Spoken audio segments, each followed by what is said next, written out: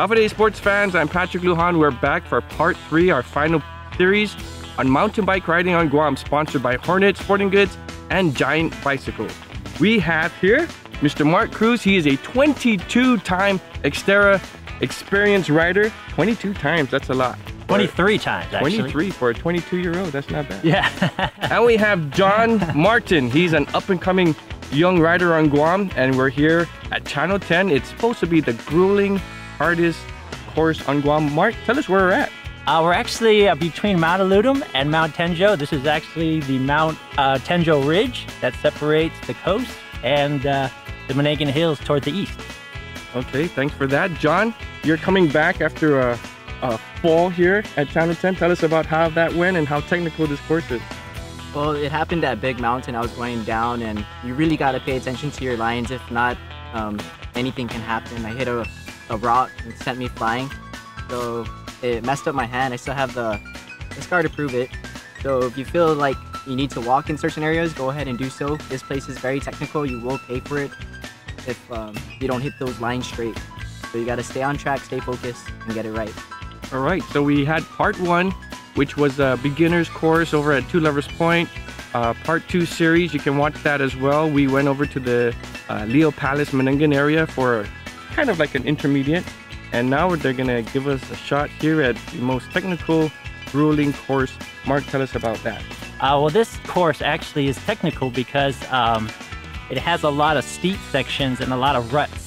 And especially now with the rainy season, it's extremely slippery. So you really have to be careful and watch your line, as Jon mentioned. And balance is key. Knowing how to throw your bike around certain directions is critical in staying on top of your bike and not on the ground. So this area is about a mile of that crazy section. So it does offer a lot of challenges to folks, especially the new riders. They're going to be doing a lot of hiking.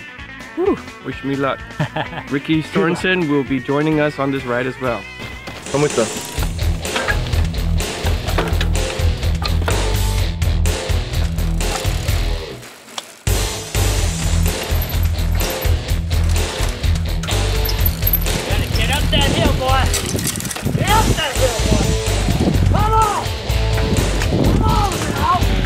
Alright, as you can tell, we've got hit by the rain, and when it comes to Channel 10, the rain is not your friend. So be careful when you come out here. Super slick. These guys know it. We had to cut our ride short, but thanks to everybody over at Hornet and Giant Bikes. Thanks to Jon, Mark, and Ricky.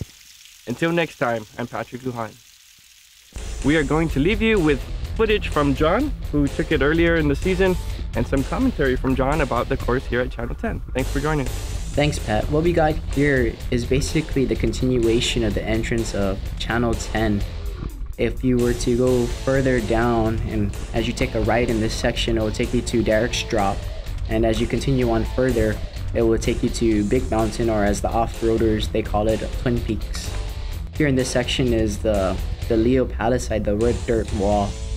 So as you can tell with the 2.9er, the folks in front of me are able to climb faster compared to my 26, but of course that's Derek. He's just fast. For the 2.9er, it rolls over the rocks and roots easier due to the wider circumference with the 2.9er. The more distance is covered by pedal revolution, and the higher air volume in the tires, it's a much more smoother ride compared to the 26. This whole section here is basically nice and flat. Further up, you're gonna have a couple of drops. But this area is very easy and not even really too technical. This is the Leo Palace site, so this is the intermediate section. If you continue on, it'll take you to a fun section. They call it Fun Hill. Just maybe about a 5-minute ride away from where we're at right here. So it's a lot of fun playing in the dirt. If you fall down here, there's no scratches. You'll just be all dusty from it. This area is after Snot Hill. It's a fun area. It's very technical. When you ride down these ruts, you're just looking at the line as to where you want to go. You always got to look right in front of your wheel, and then you got to look also in the distance what's going to be in the way. So like here, I'm climbing over this rut. It slows me down, but if I took a different line, maybe I could have powered through it. And as I drop over here in this section, it's like you see all these different rocks, so it's like you're looking at areas as to where you want to climb, where do you want to go.